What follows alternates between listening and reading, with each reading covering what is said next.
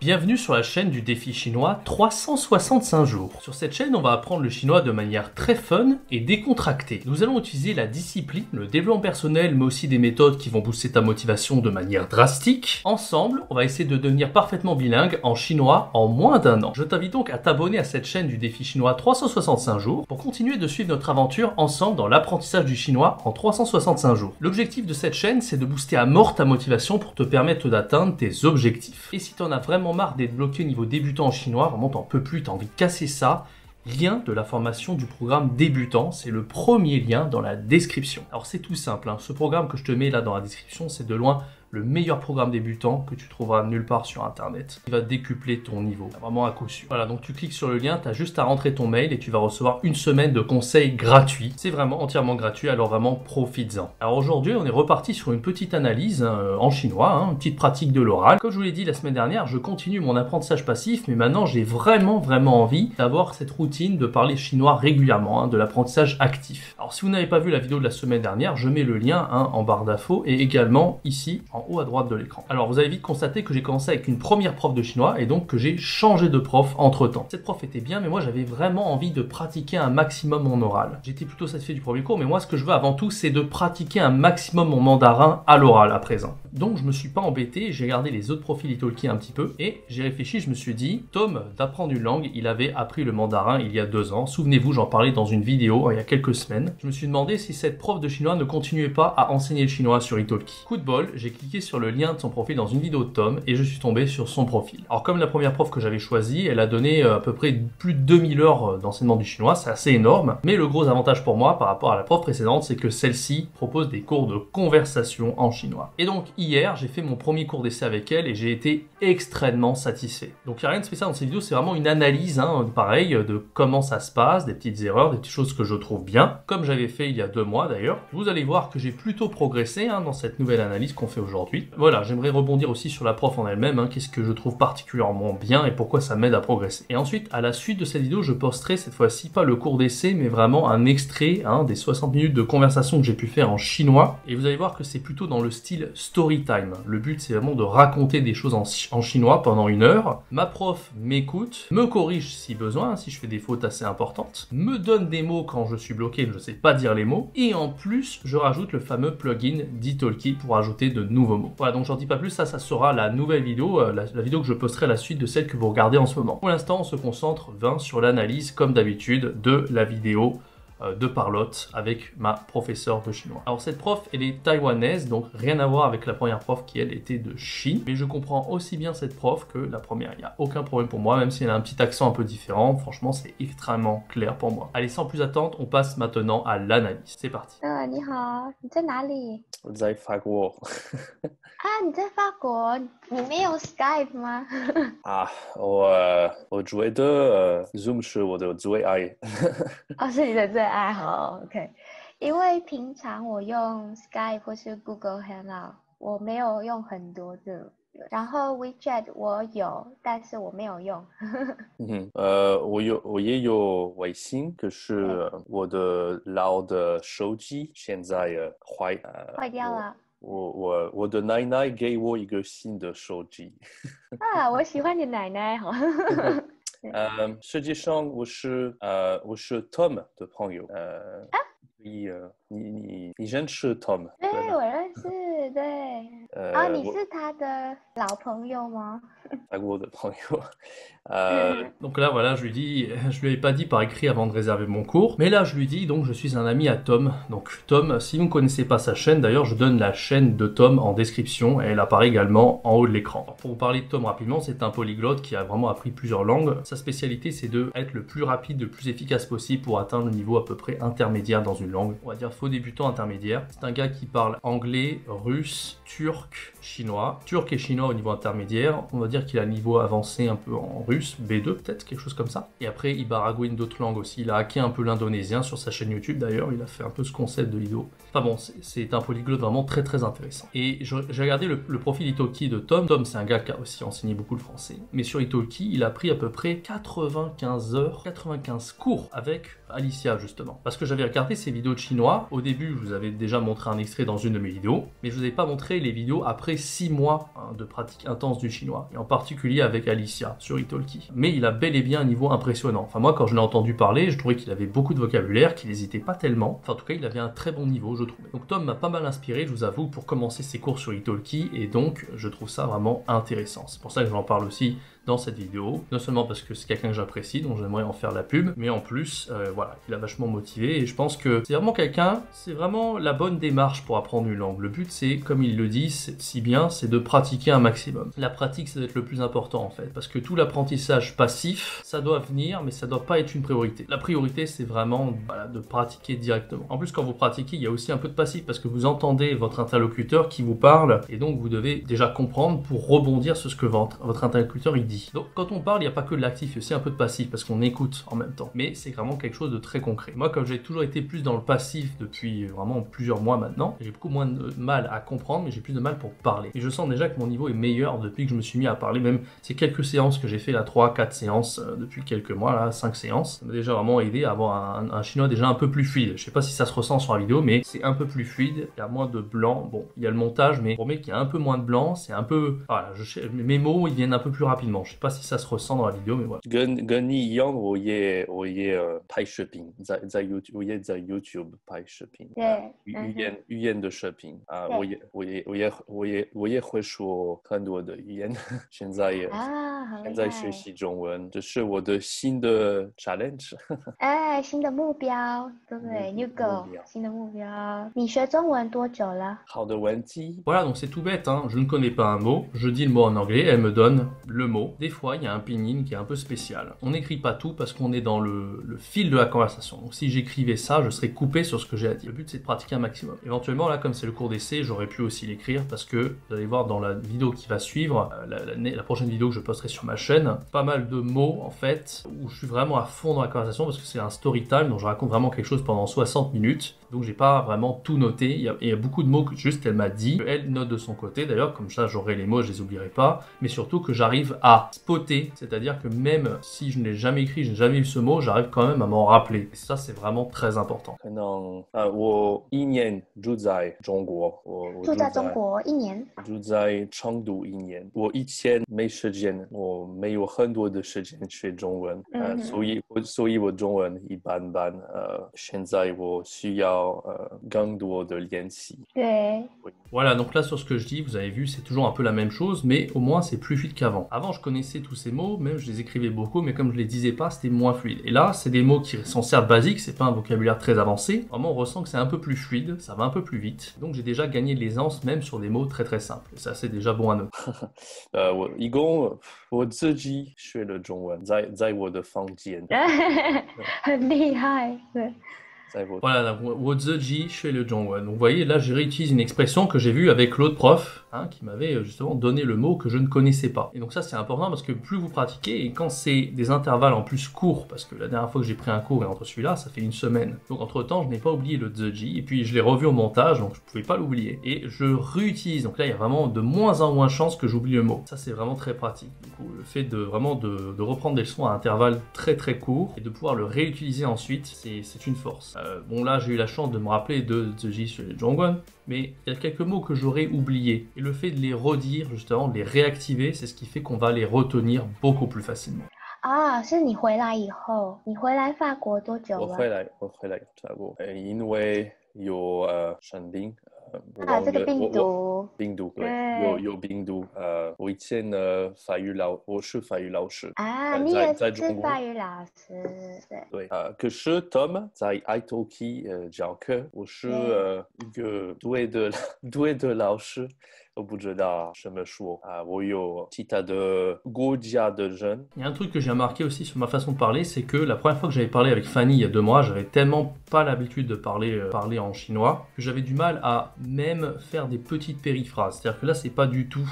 Là, je cherchais un mot en particulier. Je voulais dire que, par exemple, moi, je suis prof en présentiel et lui, il est prof à distance, Tom. Évidemment, je ne sais pas dire je suis prof en présentiel. Du coup, j'ai fait une petite boutade. J'ai dit je suis le vrai prof, entre guillemets. Bien sûr, c'est une petite boutade. malade. Mais au moins, elle a compris, c'est ça qui est essentiel. Je sais pas si j'aurais eu ce petit réflexe, cette petite présence d'esprit de faire des périphrases un peu comme ça. La première fois que j'avais parlé avec Fanny, il y a 2 mois de ça. Et là, je sens que je suis plus à l'aise, donc je suis capable de faire cette petite périphrase, mais ça peut paraître tout con parce qu'il y a 2 mois, j'aurais pu le faire.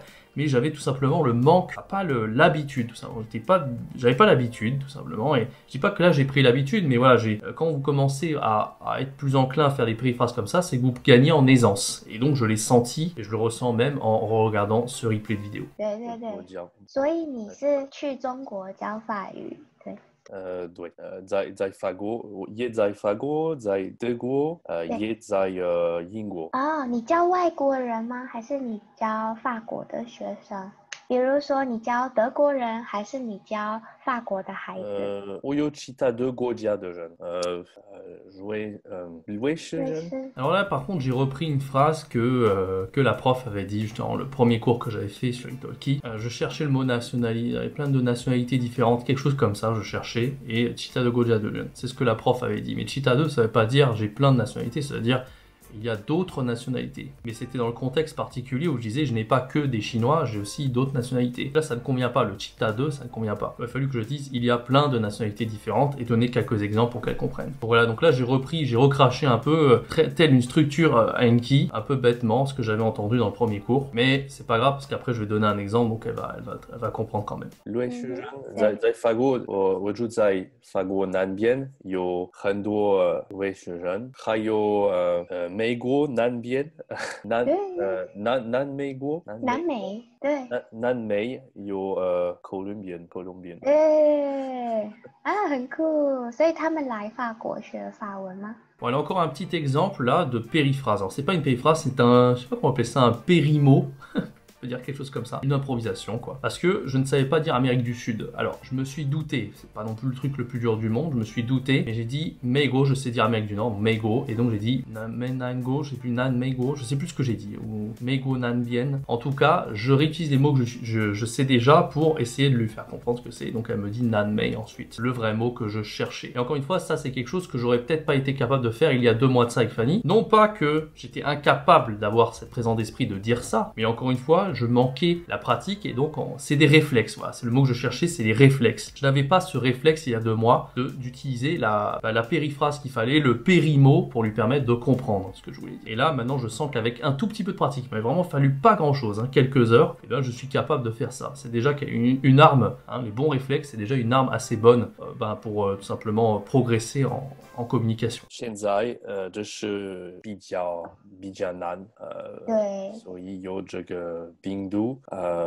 因为所以我也告诉他们，我想变成一个爱多基的法语老师。对，老师，当然你可以。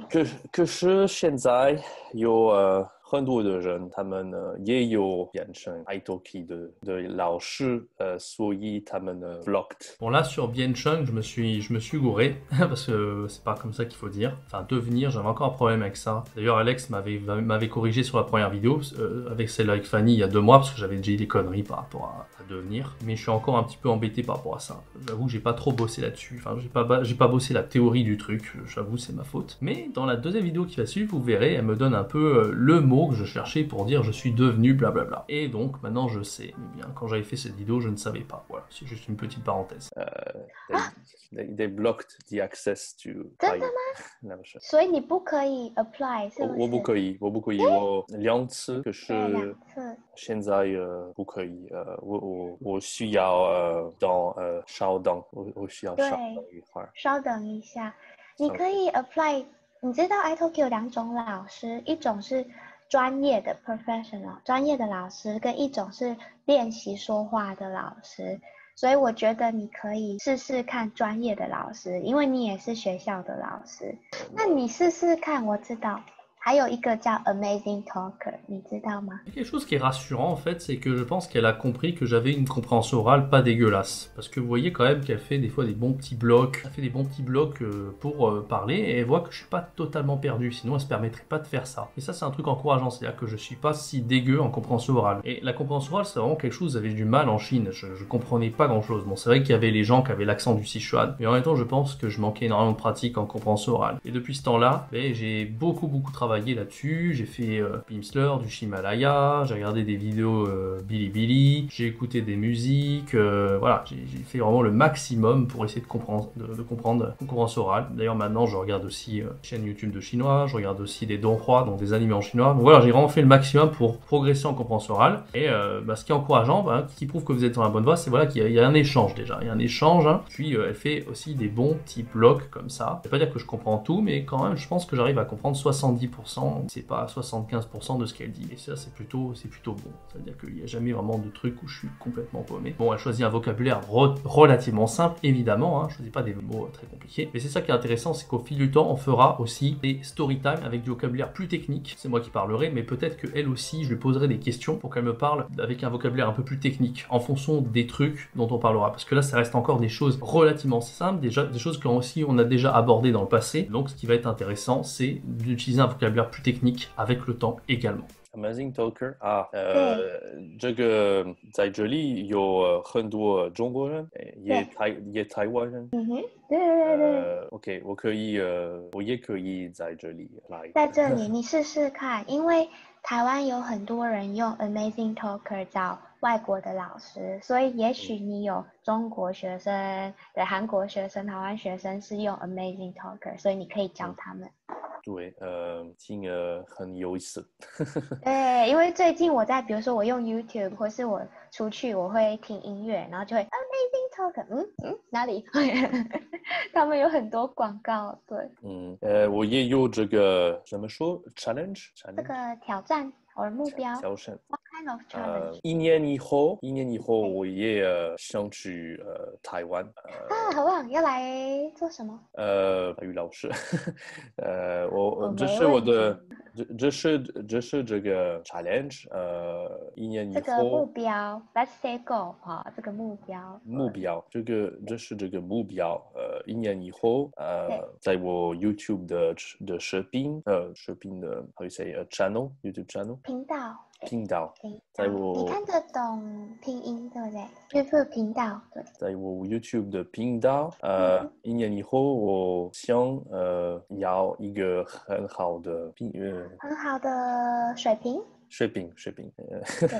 一个很好的视频，然后as soon as I arrive in Taiwan， 我来台湾的时候，我可以一个很好的水平，有一个很好的水平。Un truc intéressant, c'est que aussi là, voilà, je voulais dire le as soon as, dès que j'arrive à Taïwan. Et bien sûr, de dire ça, c'est pas facile, et je ne connais pas d'ailleurs l'expression pour dire ça. Ou alors peut-être que je la connais, mais elle me vient pas à l'esprit à ce moment-là. Et donc, j'utilise quelque chose que je connais. Encore une fois, cette périphrase. Et donc, pareil, encore une fois, il y a 2 mois, j'aurais pas eu le réflexe de le faire, mais là, je l'ai fait assez rapidement. J'aurais pu le faire immédiatement. Alors, quand je serai encore plus avancé, j'essaierai même pas de penser en anglais ou en français avec une structure que je ne connais pas, mais je donnerai directement la structure la plus simple. D'ailleurs, je le fais pour pas mal de choses déjà. Et voilà, c'est aussi un truc, c'est que voilà, j'ai eu encore une fois un réflexe un peu mieux, donc tant mieux. Il y a un truc que j'ai oublié de dire d'ailleurs, c'est que vous avez remarqué à chaque fois qu'elle me donne un mot, très important de le redire. Ça, c'est une erreur que je vois beaucoup, même de mes élèves qui apprennent le français, c'est je leur donne un mot, et ils vont pas essayer de le redire immédiatement. Soit le redire, et comme vous l'avez vu, j'essaye de réemployer le mot que je ne connaissais pas dans des phrases. Et que ça soit une fois, ça suffit pas. 1 fois, 2 fois, 3 fois, je vais essayer de réemployer le mot qu'elle m'a donné. Alors peut-être que je le dis pas parfaitement, mais ça c'est pas grave encore une fois. Et même si j'ai un doute, je peux lui redemander pour qu'elle me recorrige avec la bonne prononciation. Mais voilà, donc ce qui est très important, c'est de redire le mot. Il y a beaucoup de gens, voilà, ils parlent librement, on leur donne un mot, on les corrige parce que c'est peut-être un mot très important ou une structure qu'ils ne maîtrisent pas, et donc ils continuent de faire l'erreur ou même d'ignorer carrément et de continuer à dire ce qu'ils ont à dire. Donc ça c'est très important quand vous connaissez pas un mot, ou même quand vous demandez un mot, vraiment vous écoutez ce qu'elle vous dit et puis enfin ce que le professeur vous dit, et donc vous répétez immédiatement le mot, et plusieurs fois après dans la classe, il faut le réutiliser. Là, le mot niveau, je le connaissais, mais je l'ai oublié, et je l'ai confondu avec pinch, enfin d'autres trucs, et donc je le redis, et en fait, je l'ai énormément utilisé, même dans la prochaine vidéo, je l'ai utilisé immédiatement, j'ai réussi à le remployer pas mal de fois. Donc voilà, c'est assez fort, et c'est vraiment très important de répéter. C'est un conseil tout con, vous l'a fait quand vous étiez enfant, on vous fait répéter des phrases, des mots, que sais-je, mais encore une fois, c'est quelque chose qu'il faut faire. Ça doit être un réflexe en fait. Bon, je vous dis, peut-être que vous le savez, mais voilà, je tenais à le préciser. Son HSK 5, DAO HSK 6.